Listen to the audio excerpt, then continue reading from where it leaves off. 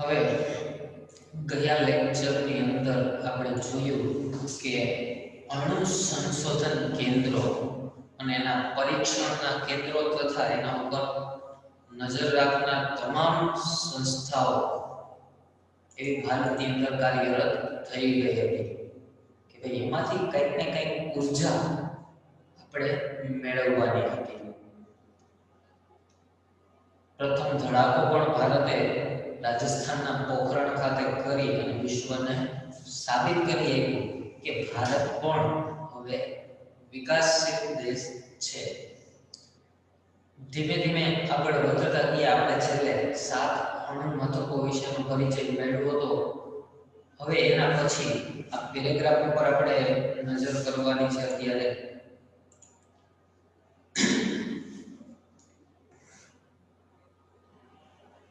કે ભારતમાં Indian national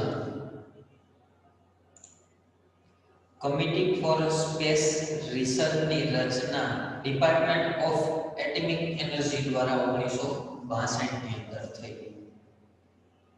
ટૂંકમાં કહીએ તો અવકાશ ક્ષેત્રે અવનવા સંશોધન અને કંઈક નવીનતા ઉર્જા પ્રાપ્ત કરવા માટે થઈ અને આવી તમામ સંસ્થાઓ છે એ કાર્યરત થઈ હતી. નામના કંઈ અહીંયા વેલ્યુ એટલી બધી નથી કે આપણે એટલી ચિંતાજનક બાબત પણ નથી કે આ નામ આપણે ભયંકર પૂછાય, પણ આ તો એક જાણકારી માટે આપણને આપ્યું છે કે ભાઈ આવી સંસ્થાઓ છે એ સમય કાર્યરત હતી અને હાલ પણ છે.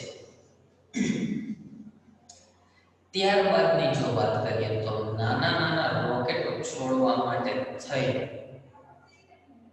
અને થુમ્બા ખાતે, થુમ્બા છે કેરળના તિરુવનંતપુરમમાં આવેલું છે, બરોબર. કેરળની અંદર તિરુવનંતપુરમ ખાતે આ નાના રોકેટ છોડવા માટે થઈ અને થુમ્બા એમાં ઇક્વેટોરિયલ રોકેટ લોન્ચિંગ સ્ટેશન સ્થપાયું 1963 ની અંદર.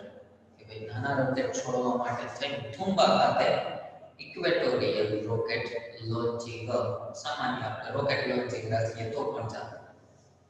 વળી થુમ્બા ખાતે બીજા સ્પેસ સાયન્સ એન્ડ ટેકનોલોજી સેન્ટરની પણ સ્થાપના થઈ કે ભાઈ સ્પેસ સાયન્સ અવકાશનો અભ્યાસ કરવો અને એમાં આપણા જે ઉપગ્રહો છે એને તરતા મૂકવા માટેની પણ એક સેન્ટરની સ્થાપના ત્યાં થઈ.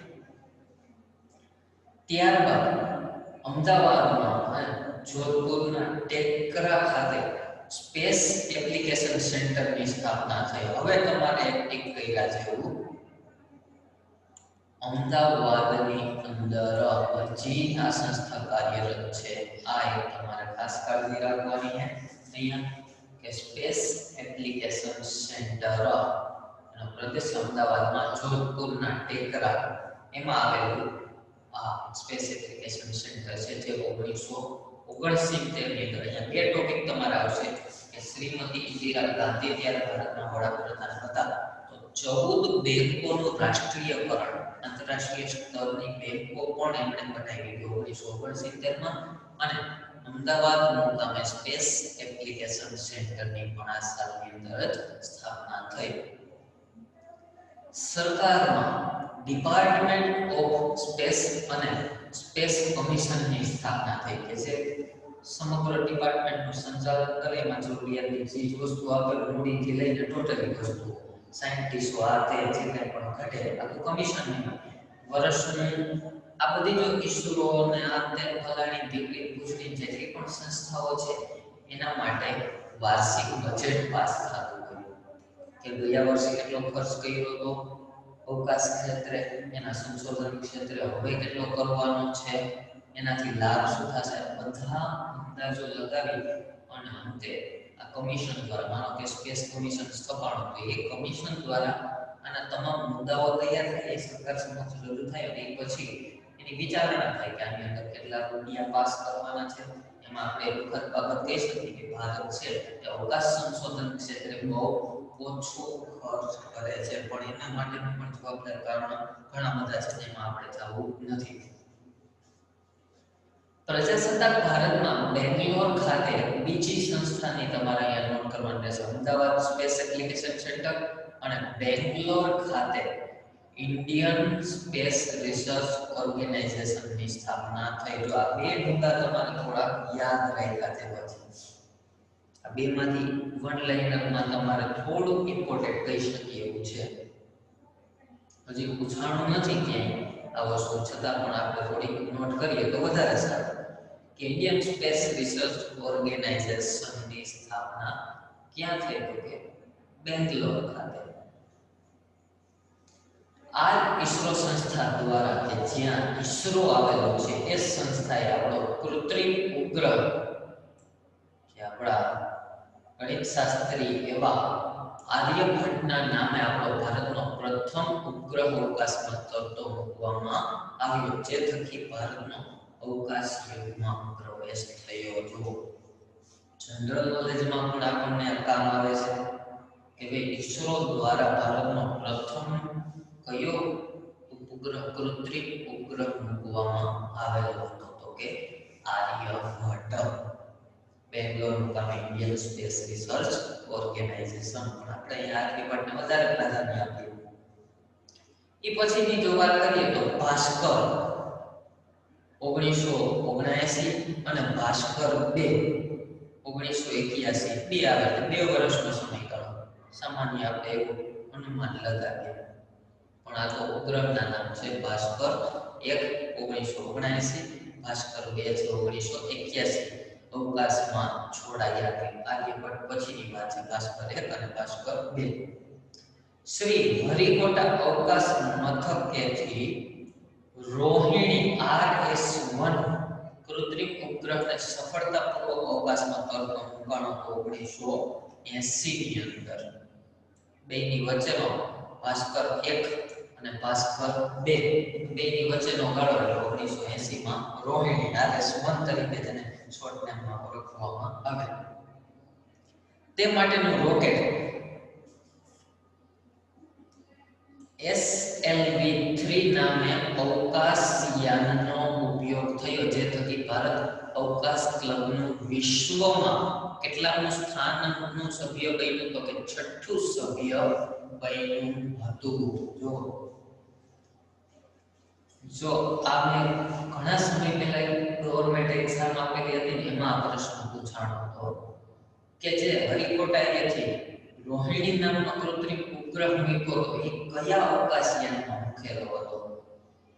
તો એનો જવાબ આવતો હતો SLV-3. અને એવા સમયે ભારત વિશ્વમાં 6થું સભ્ય અવકાશમાં ગ્રહ મૂકવા માટેનું 6થું સભ્ય બની ગયું. બરોબર.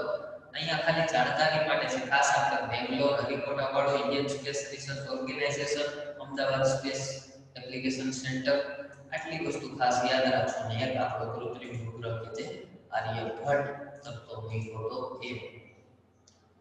હવે જોઈએ તો સંદેશા વ્યવહાર અને ઇન્ફોર્મેશન ટેકનોલોજી. આજે જોવો કે IIT, IIM, Indian institute of technology, Indian institute of management, આની અંદરથી તમે BBA કરો, BCom કરો, MCom કરો, કે જે કંઈ પણ ડિગ્રી તમે પ્રાપ્ત કરશો, જે મેં બે સંસ્થાના નામ આપ્યા, IT ડિપાર્ટમેન્ટ છે અને IIM એટલે કે ઇન્ડિયન ઇન્સ્ટિટ્યૂટ ઓફ મેનેજમેન્ટ, આપણા કોમર્સ માટે બેસ્ટ, કે જે અમદાવાદ મુકામેથી તમને થશે. ગુજરાતમાં એનું સેન્ટર માત્ર આઈ થિંક અમદાવાદ જ છે. તો એમાંથી તમે કોઈ પણ ડિગ્રી પ્રાપ્ત કરી અને આગળ વધો તો તમને સારો સ્કોપ ભવિષ્યની અંદર મળે. એટલે સંદેશા વ્યવહાર ક્ષેત્રે પણ પ્રવૃત્તિ કરવાની, કૃત્રિમ ઉપગ્રહો તરતા મૂકી એનું કારણ જ એવું હોય કે અવકાશ સંશોધન પ્લસ આપણને ઝડપી, આજે આપણે 4G વાપરીએ છીએ તો આ કૃત્રિમ ઉપગ્રહોને આધારિત છે. IT ડિપાર્ટમેન્ટ ક્ષેત્રે પણ એમની પ્રગતિ કરી. તો એના વિશે થોડીક જાણકારી મેળવીએ કે ઇનસેટ 1B અવકાશમાં છોડાતા ભારતમાં દૂરસંચાર, દૂરદર્શન, આકાશવાણી અને હવામાન વિભાગમાં ક્રાંતિના મંડાણ થયા. ઇનસેટ 1 નામનો ઉપગ્રહ અવકાશમાં તરતો મુકાતા 1983 ની અંદર દૂરસંચાર, કે જે આપણે વાતો કરીએ છીએ, ટીવી જોઈએ છીએ, દૂરદર્શન, આકાશવાણી કે સમાચાર સાંભળીએ છીએ અને હવામાન વિભાગ એમાં પણ ક્રાંતિ થઈ ગઈ. બંગાળની અંદર ધીમે ધીમે વાયુ નામનું વાવાઝોડું સક્રિય બને છે. તો એ કયા સમયની અંદર ભારતના પશ્ચિમ ભાગ સુધી, ઉત્તર ભાગ બાજુ જશે, દક્ષિણ ભાગ બાજુ જશે, તો સમગ્ર વસ્તુનું વર્ણન અંદાજ લગાવી શકીએ. ઇન્સેટ 1b નામના ઉપગ્રહ અવકાશમાં છોડાતા. ઇન્સેટ 1b નું આયુષ્ય માત્ર 7 વર્ષનું હતું. જો નાનકડો બાબો થયો ત્યાં પૂરું થઈ ગયું. માત્ર 7 વર્ષની એ જર્ની હતી. આથી ઇન્સેટ 1b ને તરતો મુકાયો. કે ઇન્સેટ 1b પછીની વાત કરીએ તો ડી તરત જ અવકાશની અંદર એ 1990 ની અંદર મુકાઈ ગયો. કે જે દૂરસંચારથી લઈ દૂરદર્શન હોય કે હવામાન વિભાગ હોય કે આકાશવાણી વગેરેની અંદર કાર્યરત થાય. પણ એના માટેનો શ્રેય જો કોઈને જાય તો એ છે ઇન્સેટ 1b કે જે અવકાશમાં 1983 ની અંદર મૂકવામાં આવેલો હતો. ત્યારબાદની વાત કરીએ તો IRS-1A એટલે કે Indian remote sensing satellite Soviet રશિયાના બેકાનુર મથકેથી વ્યાપારી ધોરણે છોડાયો. કે ભાઈ વેપારી સંપર્ક માટે થઈને એક નવો ઉપગ્રહ છોડવામાં આવ્યો રશિયાની મદદથી IRS-1A. અને ત્યારબાદ IRS-1B પણ તરતો મુકાયો 1991. અવકાશ વિજ્ઞાન ક્ષેત્રે કૃત્રિમ ઉપગ્રહ છોડવા માટે ASLV augmented satellite launch vehicle ભારતીય વૈજ્ઞાનિકોએ તૈયાર કરી દીધું હતું 1980માં. આથી કૃત્રિમ ઉપગ્રહ થકી દૂરદર્શન અને સંદેશા વ્યવહારથી દેશને આજે આવરી લેવાયો છે. કે ભાઈ વેપારી ધોરણે જે IRS-1 મૂકવામાં આવ્યો ભારત વિશ્વમાં, બરોબર, કે જેનાથી શું થઈ શકે તો કે કોમ્યુનિકેશન વધી શકે. આજે મેલ, ફેક્સ, વી કોન્ફરન્સ છે, ઇન્ટરનેટ, જીમેલ ઝડપી બની શકે. આપણે દરેક યુઝ આપણે મિત્રો સાથે, ભાઈબંધ સાથે વાતચીત કરવા માટે કરતા હોય, પણ વેપારી ધોરણે આ બધા એપ્લિકેશનથી લઈ અને જે કંઈ પણ સોફ્ટવેર આવ્યા છે બહુ જ ઇમ્પોર્ટન્ટ છે. માનો કે તમે ભવિષ્યમાં ડિગ્રી કરશો, સારો તમારે ચાન્સ મેળવવા માટે પણ તમારે પહેલા રિઝ્યુમ તો ફોરવર્ડ કરવું પડશે કે નહીં. તો તાત્કાલિક ધોરણે પહેલાના સમયમાં શું હતું, આવી સેટેલાઇટ જ્યારે અસ્તિત્વમાં નહોતી કે ઉપગ્રહ જ્યારે અવકાશમાં કરતા નહોતા મુકાયા, તો હું ચિઠ્ઠી લખતા અને પછી પોસ્ટ કરીએ. ભરતી પ્રક્રિયા વહી ગઈ હોય ત્યાં આપણે એપ્લિકેશન ત્યાં પહોંચે ત્યારે કહેવાય સંજોગો બને. આપણે કેમ લગ્ન ગાળો હોય ને વરરાજાના કંકોત્રી લખાય, વરરાજા કે વધુની, તો આપણી ઘેર એના લગ્ન ગયા જાય ત્યાં કંકોત્રી આપી. આપણે દાદા પરદાદાને પૂછજો, ત્યારે તો ફોનનો જમાનો નહોતો અને એસટીડી પીસીઓ હતા કે જેમાં લાંબી કતારો લાગતી અને એનો ચાર્જ પણ બહુ વધારે પ્રમાણમાં હતો. તો આજે એના પ્રમાણમાં આપણે સસ્તું, ઝડપી તો શું અતિ ઝડપી દરેક સુવિધાઓનો લાભ મેળવીએ છીએ.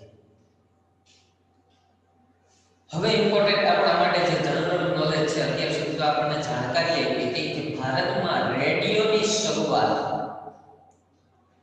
કલકત્તા અને ચેન્નઈથી ખાનગી ટ્રાન્સમીટર દ્વારા થઈ. કે પ્રાઇવેટ ટ્રાન્સમીટર છે એના દ્વારા બે પ્રદેશ કલકત્તા અને ચેન્નઈ વચ્ચે પહેલો રેડિયોની શરૂઆત થઈ. સરકારે રેડિયો પ્રસારણ પોતાના હસ્તક લઈ લીધું 1930 ની અંદર. હવે ગવર્મેન્ટ પહેલા ખાનગી હતું, જો અહીંયા આપ્યું છે આપણને સ્પષ્ટ કે ખાનગી ટ્રાન્સમીટર દ્વારા થઈ ગઈ અને અંતે સરકારે 1930 માં પોતાના હસ્તક લઈ જાહેર ક્ષેત્ર કર્યું અને તેને ઓલ ઇન્ડિયા રેડિયો એવું નામ આપ્યું 1936 માં. તમે તમારા દાદા કે જે કોઈ પણ આપણા જૂની પેઢીના હોય ને, તો કંઈ પણ એને સાંભળવું હોય તો ઓલ ઇન્ડિયા રેડિયો સ્ટેશન ઉપર એ સાંભળતા. ઘણું બધું એમાં આવું.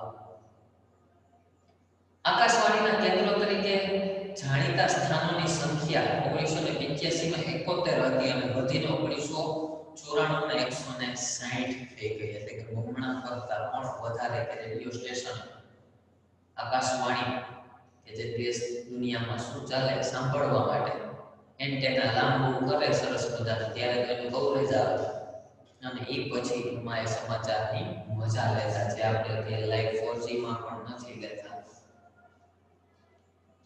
પણ જે કલકત્તા અને ચેન્નઈ વચ્ચે ભારતમાં પ્રથમ રેડિયો શરૂ થયું અને અંતે ગવર્મેન્ટ એને પોતાના હસ્તક લઈ નામ આપી દીધું ઓલ ઇન્ડિયા રેડિયો સ્ટેશન, બરોબર, અથવા તો ખાલી ઓલ ઇન્ડિયા રેડિયો.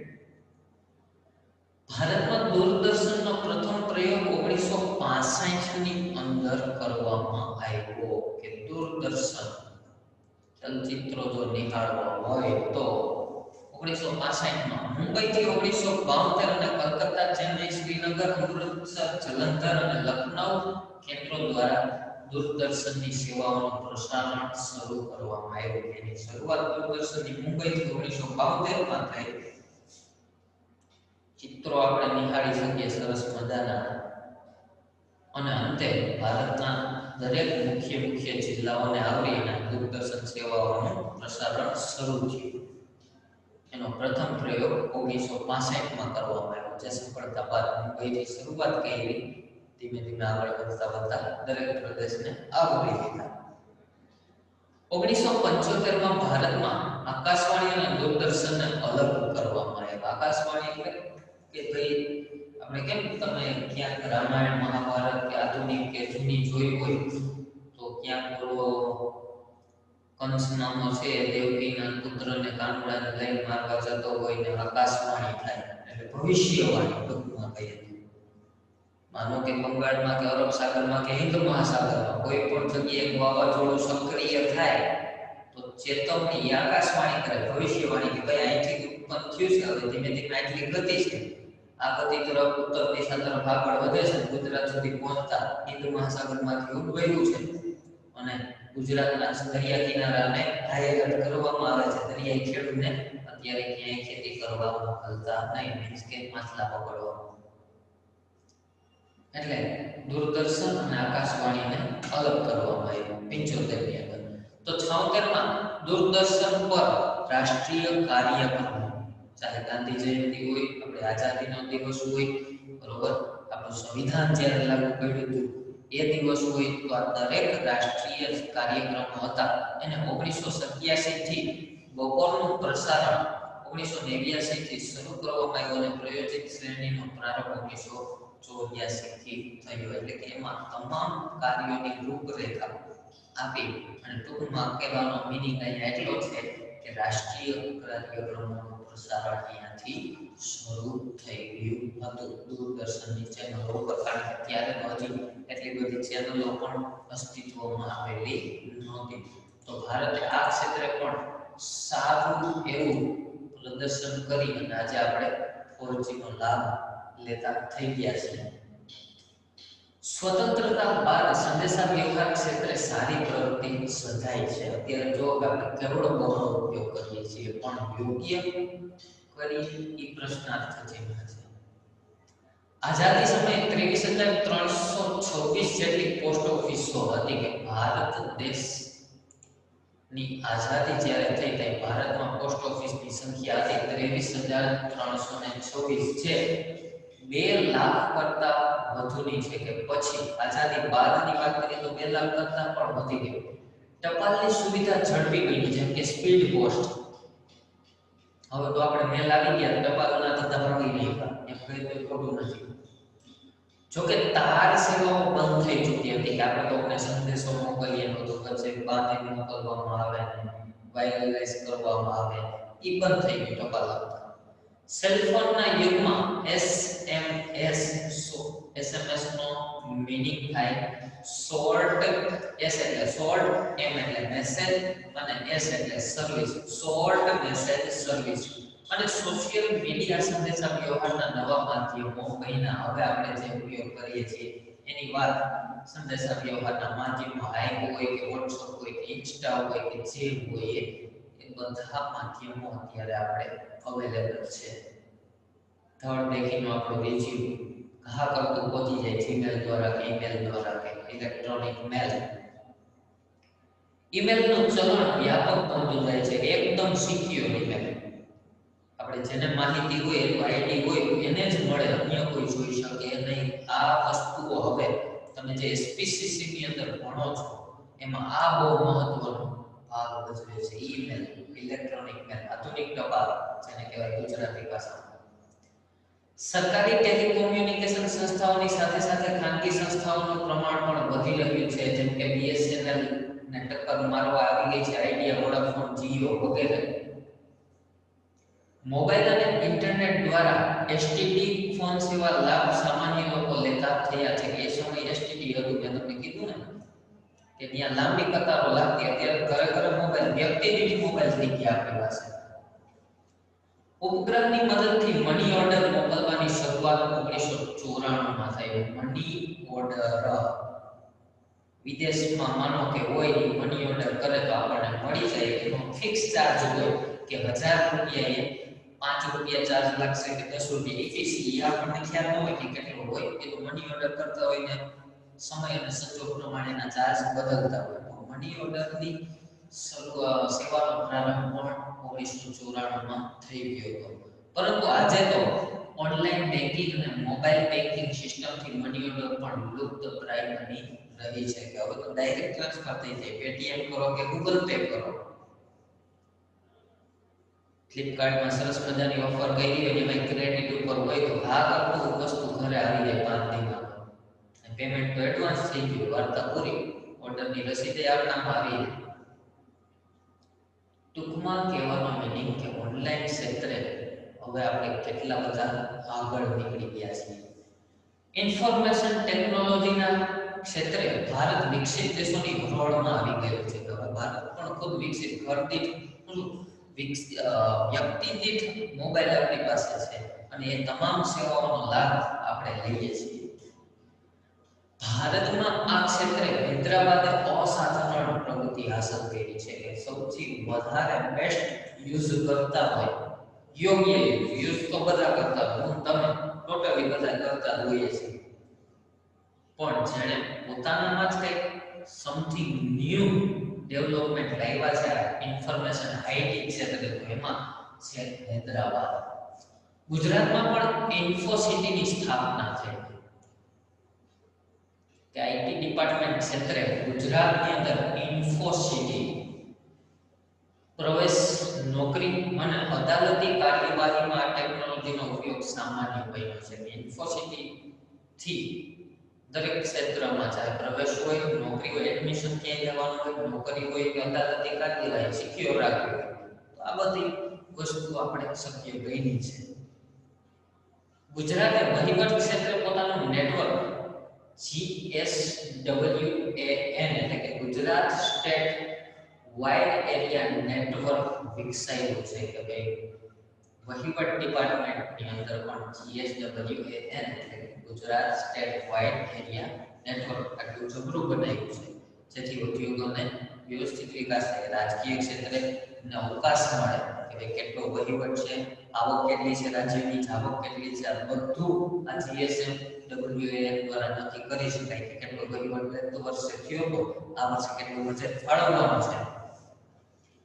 આથી કહી શકાય કે આજનું વિશ્વ એ ઓનલાઈન અને ઇન્ફોર્મેશન ટેકનોલોજીનો મહત્તમ ભાગ બની રહ્યું છે. આજે અમે એમ કહી શકીએ કે કદાચ અમારા કરતા પણ તમારી પેઢી અને એ પછીની પેઢી તો લગભગ મને લાગે છે એમ કે ટચ વાળું લેપટોપ લઈ ઘરે બેસીને ભણતું હશે. કદાચ એને સ્કૂલે પણ આવવાની જરૂરિયાત નહીં પડે, જરૂર પડે એટલું ટેકનોલોજી એમ અત્યારે આપણે ઓનલાઈન એજ્યુકેશન મેળવીએ છીએ. કદાચ સંભવતઃ ત્યારે એવું પણ બની શકે, કારણ કે ટેકનોલોજી હવે હરણફાળ પ્રગતિ કરે છે, અસાધારણ પ્રગતિ છે. આપણે જોઈ જ શકીએ છીએ. પછી ભણવું ન ભણવું એ આપણા હાથની વાત છે. પણ અહીંયા આપણને આ ટોપિક આપ્યા છે એનો કંઈક હેતુ છે. શું કામને આપ્યા એ આપણે ખુદને માટે પ્રશ્ન છે કે ભાઈ આનાથી શું ફાયદા થાય. નુકસાન તો થાય જ છે, ચાહે શરીરને કયો, મનને કયો, કારણ કે ઘણી બધી વસ્તુઓ આ ઓનલાઈન ક્ષેત્રમાં આવે છે. પણ એમાંથી આપણે શું નિહાળવું અને શું ન નિહાળવું એ આપણા હાથની વાત છે. ધારો તો જિંદગી બનાવી પણ શકો અને ધારો તો જિંદગી બગાડી પણ શકો. Choice is your. દરેકની ચોઈસ અલગ હોય છે. હવે છે સર્વોચ્ચ સત્તાઓ અને પાડોશી દેશો સાથેના સરસ મજાના ભારત દેશના જે સંબંધો રહ્યા છે એના વિશેનો આપણે પરિચય નેક્સ્ટ વિડિયો લેક્ચરની અંદર જોશું.